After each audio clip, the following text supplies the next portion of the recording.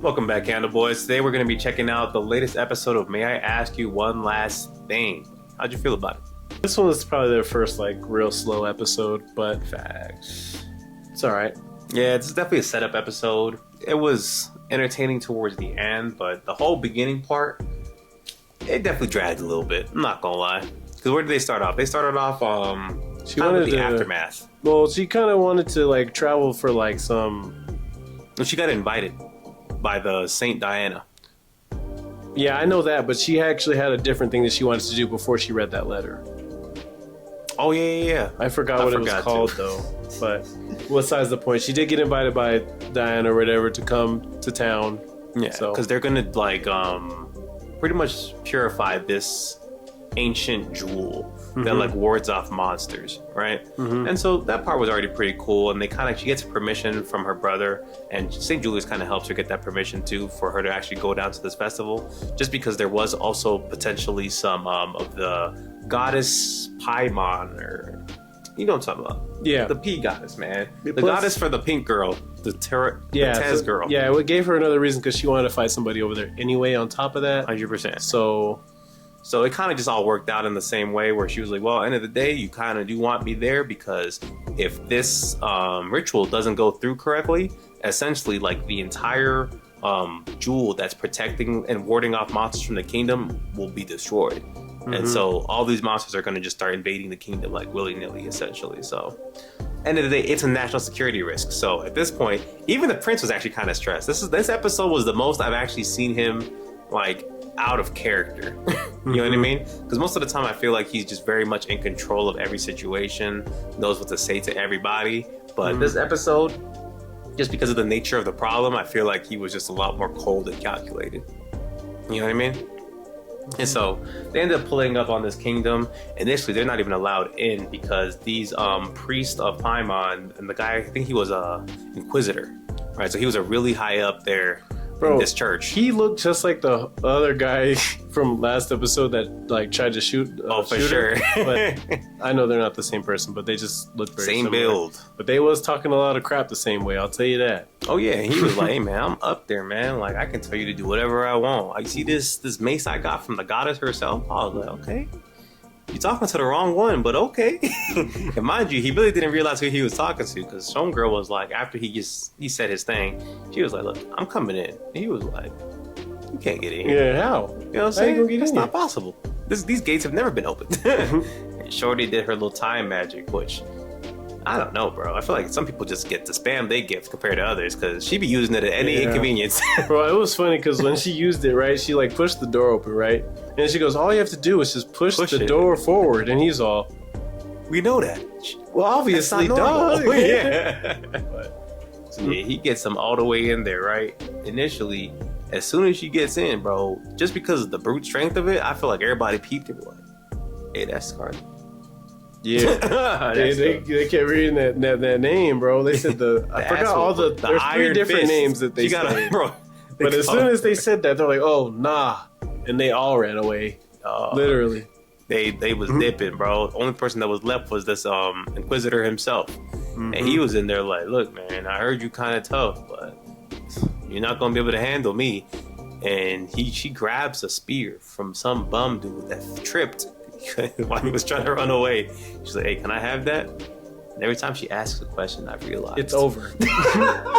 Every single time. I have not seen her miss with that. Me, if she asks a question, it don't even matter what the question is. May I borrow this? That's all you need to hear. It's about to be a body. So she grabs a regular spear, and homie swinging his flail. He was like, bro, you can't block that with this.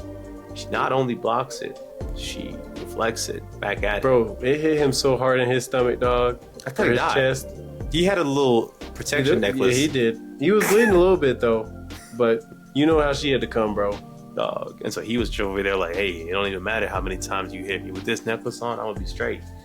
And I'm not sure if this is what happened, but it looked to me like she uppercut him and broke the necklace off at the same time. She show you can that boy, man. Like, she sent that boy flying. He might not have landed. Bro, you know how it's like you when Team Rocket gets launched off and then it does the little cling? That's literally what happened. Yeah.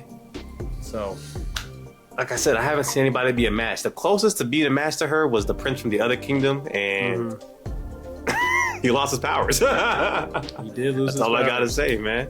She different, bro. She definitely different. And so after that, they end up going in and meeting some of these knights from the kingdom, right? They were supposed to actually be at the gates when they arrived, but the reason they weren't there was because people from that other goddess, the P goddess, the goddess of love, were pretty much causing riots throughout the city, so they had to go handle that.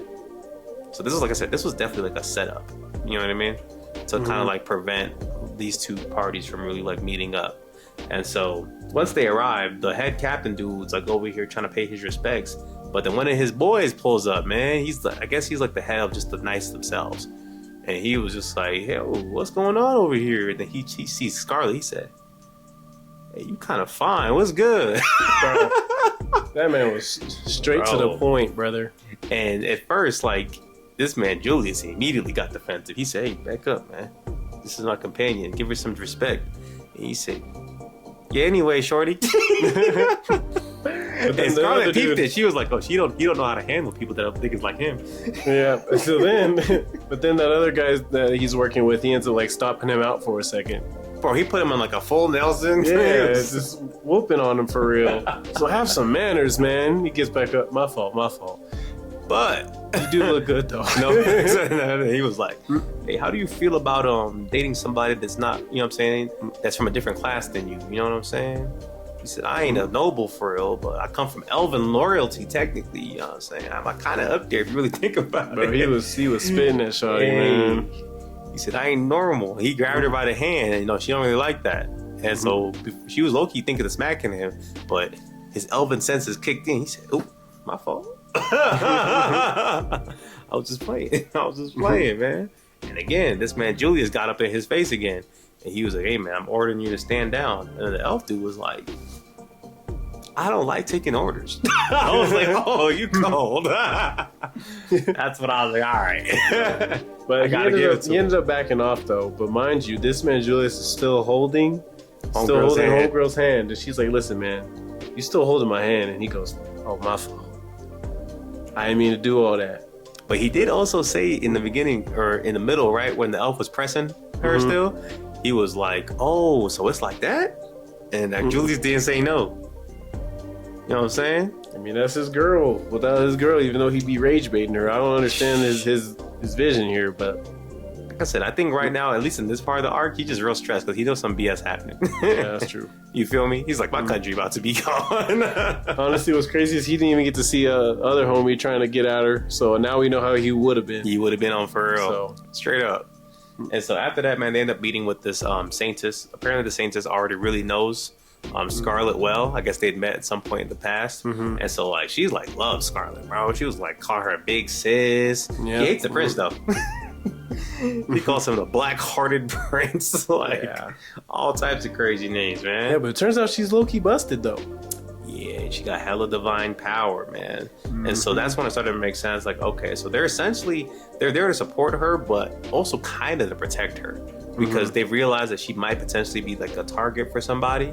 And so after her and Scarlet have this whole like heartfelt, pretty much like heart to heart with each other, you know what I'm saying? About how life has been and catching up.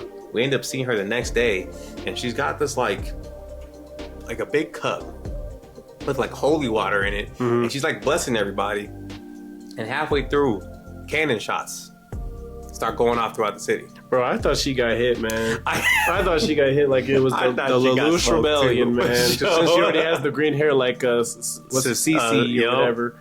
But that's for a different time. Hey, I got some flashbacks too, man. I was like, yo. But luckily, they weren't shooting directly at them. And once Scarlet gets out of the little carriage that they're in, she pinpoints exactly where it's coming from.